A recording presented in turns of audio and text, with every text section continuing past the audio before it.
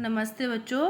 कक्षा 9 विषय विज्ञान और लेसन है दूसरा। इसका अपने 4 भाग पहले कर चुके हैं और इसका जो 5वां भाग है वो अपने शुरू करना है कि किसी शुद्ध नमूने में से शुद्ध कॉपर सल्फेट कैसे प्राप्त करते हैं। तो इसको प्राप्त करने की विधि देखनी है। इससे पहले आपको क्या दे रखा है, क्रियाकलाप दे रखा है कि क्या करो, एक चीनी मिट्टी की प्याली में आप लगभग 5 ग्राम अशुद्ध कॉपर सल्फेट को ले लो। तो जल की जो न्यूनतम मात्रा है, जितनी इसमें घुलती है उससे मतलब न्यूनतम मात्रा है उसको घोल दो और फिर अशुद्धियाँ होगी उसको छान लो। तो संतृप्त विलयन प्राप्त करने के लिए आप जल को कॉपर सल्फेट के घोल से वाष्पीकृत करें। कॉपर सल्फेट का जो घोल होगा उससे वाष्पीकृत करें। तो ये जो अपने घरों में जो जल आता है उसके शुद्धिकरण की जो प्रक्रिया है उसको देख लो पहले। कि जल भंडार है, उसे पाइपलाइन से आगे जो जल को इकट्ठा किया जाता है तलहट टैंक में। एक टैंक में इसमें जो ठोस पदार्थ होते हैं वो क्या हो जाते हैं, नीचे बैठ जाते हैं। पहले ही जैसे ही जल आया इसको इस टैंक में इकट्ठा किया तो इसमें जो ठोस पदार्थ होंगे वो क्या हो जाएंगे, नीचे बैठ जाएंगे। फिर यहाँ से जल को अगले टैंक में लेके जाते हैं और इस टैंक में लेके जाने के बाद जो निलंबित अशुद्धियाँ हो जाती है तलहट से, उनको अलग कर दिया जाता है। कि जो ठोस पदार्थ थे वो नीचे बैठे थे तलहट टैंक में, तो उनको फिर वापस से अलग कर दिया जाता है और फिर आगे जल आता है इस बड़े टैंक में।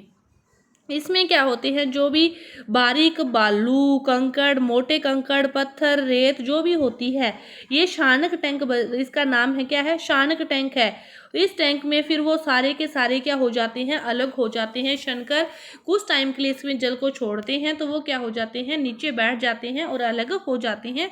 फिर जल को आगे लेके आया जाता है और यहाँ पर इस जल का क्या किया जाता है, क्लोरीनीकरण किया जाता है।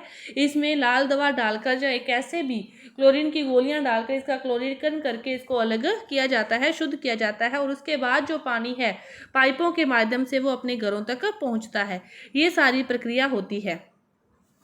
इसके बाद देखो, क्रिस्टलीकरण विधि का प्रयोग ठोस पदार्थों को शुद्ध करने के लिए किया जाता है। जो क्रिस्टलीकरण विधि है उसका यूज किस लिए किया जाता है, ठोस पदार्थों को शुद्ध करने के लिए। समुद्री जल से जो नमक प्राप्त होता है वो भी किस विधि के द्वारा प्राप्त होता है, क्रिस्टलीकरण की विधि के द्वारा ही प्राप्त होता है। जो अपने फिटकरी के देखते हैं वो भी क्या है, एक प्रकार के क्रिस्टल हैं।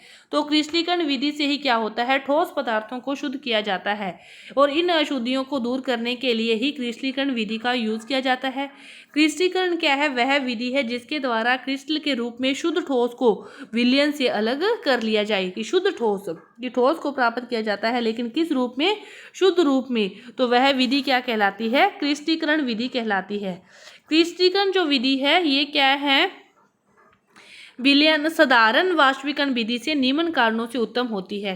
इसके कारण क्यों हैं यूज करने के, कि कुछ जो ठोस हैं वो विघटित हो जाते हैं या कुछ चीनी के समान गर्म करने पर क्या हो जाते हैं, झुलस जाते हैं। कि जो कुछ ठोस हैं वो विघटित हो जाते हैं या फिर कुछ चीनी के समान गर्म करने पर झुलस जाते हैं। तो छानने के पश्चात भी अशुद्ध जो विलय पदार्थ हैं उनको विलायक में घोलने पर विलयन में जो कुछ अशुद्धियां रह जाती है, वाष्पीकरण होने पर ये अशुद्धियां ठोस को दूषित कर सकती है।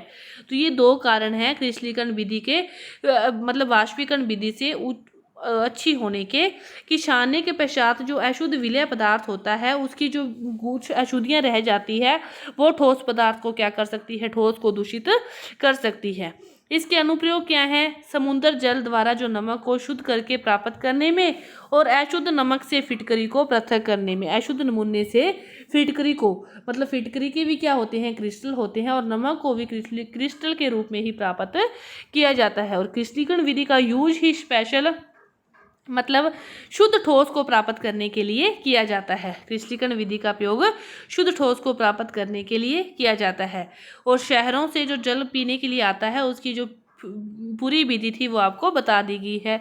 दही से मक्खन को प्राप्त करना कौन सी विधि के द्वारा, अपकेंद्रीय विधि। समुद्री जल से नमक को प्राप्त करना क्रिस्टलीकरण विधि के द्वारा भी, वाष्पीकरण विधि के द्वारा भी। नमक से कपूर ऊर्ध्वापतन विधि के द्वारा, जिनका वाष्पन किया जाता, प्रवाजी आसवन किया जाता है उसके द्वारा, जिनके बीच में क्वथनाकों के बीच अंतर होता है उनको अलग किया जाता है। इसके बाद अगला आपका टॉपिक है भौतिक एवं रासायनिक परिवर्तन। भौतिक जैसा कि नाम से स्पष्ट है कि ऐसी चीज, ऐसे परिवर्तन जो उसके भौतिक में हो, भौतिक अवस्था में हो। भौतिक अवस्था, बाह्य अवस्था, जिसके आकार, रंग, रूप में जो परिवर्तन होते हैं वो क्या कहलाते हैं? भौतिक परिवर्तन कहलाते हैं।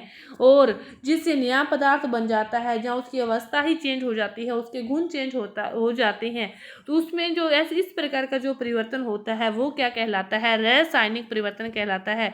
उदाहरण के लिए आपके पास कोई लकड़ी का टुकड़ा है, आपने उस लकड़ी को बीच में से काट दिया तो वो 2 टुकड़ों में वर्गीकृत हो गया, लेकिन काटने के बाद भी उसका आकार में परिवर्तन हुआ। मतलब पहले वो क्या था? आकार में बड़ा था, अब वो आकार में क्या हो गया? छोटा हो गया। उसके आकार में परिवर्तन हुआ, मतलब रहा तो लकड़ी, पहले भी लकड़ी थी, अब भी लकड़ी रहा, लेकिन उसके आकार में क्या हो गया? परिवर्तन हो गया। तो यह परिवर्तन क्या कहलाता है? भौतिक परिवर्तन। मतलब उसके आकार, रंग, रूप में जो परिवर्तन होता है वो क्या कहलाता है?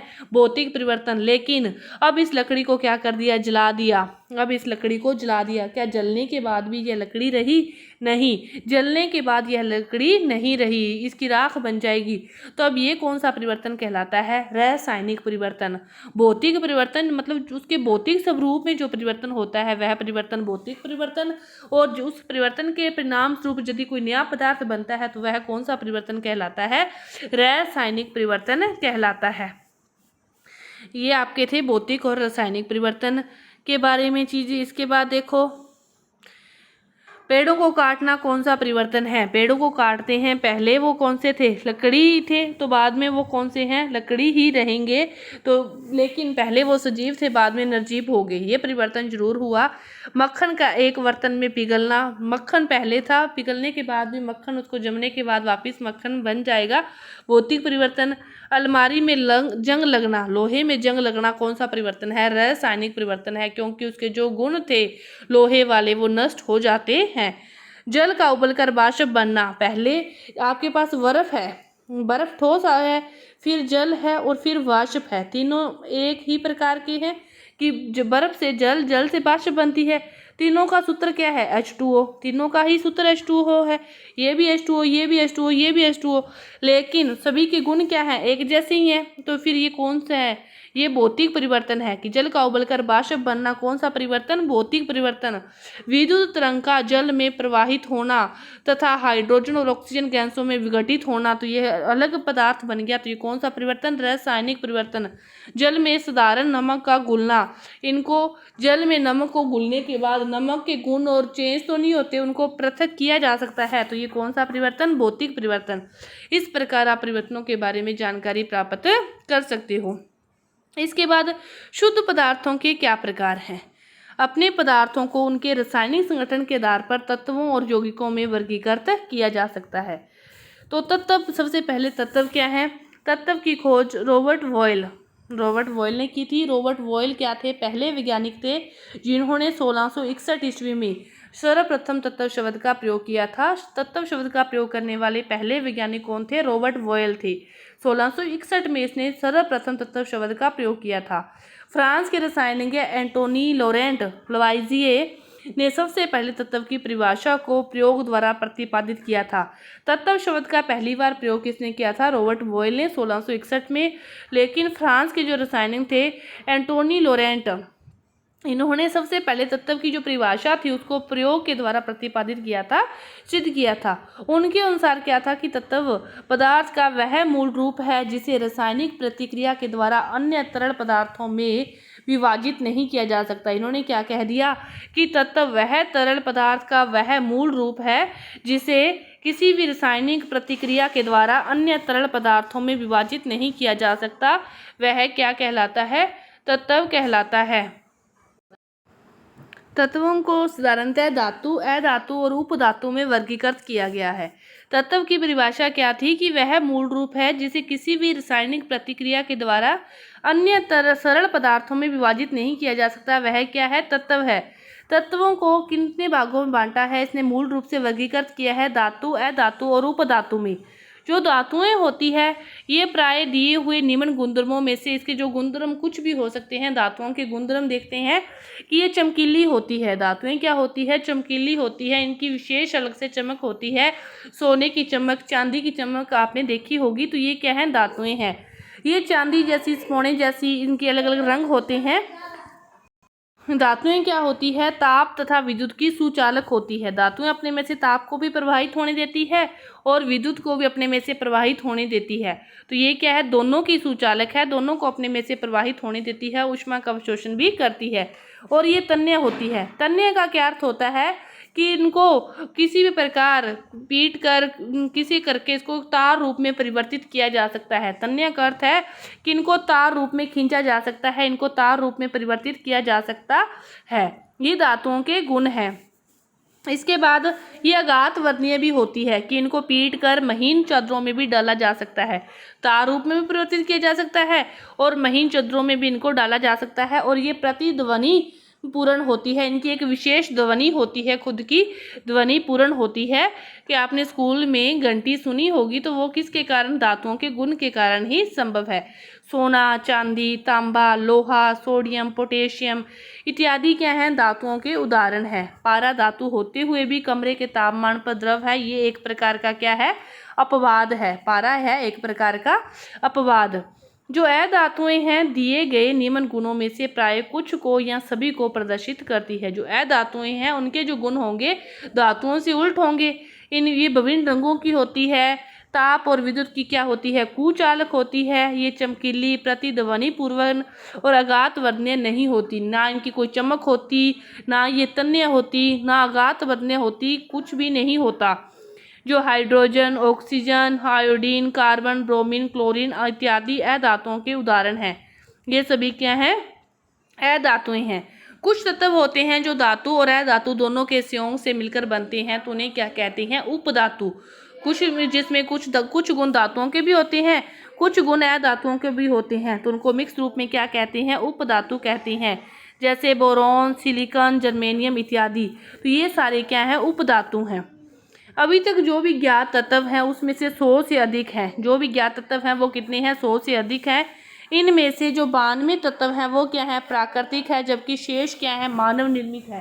अब आप देख सकते हो कि प्राकृतिक कितने हैं, 92, और मानव निर्मित उसके अलावा है। इसमें से भी अधिकतर तत्व क्या है, ठोस है, 100 में से। और 11 जो तत्व हैं वो कमरे के तापमान पर गैसीय हैं। अधिकतर ठोस हैं, उसमें से 11 तत्व कमरे के तापमान पर गैसीय हैं। और 2 तत्व पारा और ब्रोमीन कमरे के तापमान पर द्रव है। 2 ही तत्व हैं जो कमरे के तापमान पर द्रव हैं। और गैलियम और सीजियम तत्व कमरे के तापमान से कुछ अधिक तापमान पर द्रव अवस्था ले सकते हैं। तो ये आपकी तत्वों के बारे में जो बेसिक जानकारी है ये है। इसके बाद जो अगला टॉपिक है यौगिक, और इसके आगे का जो भाग है वो अपने अगली वीडियो में करेंगे। धन्यवाद।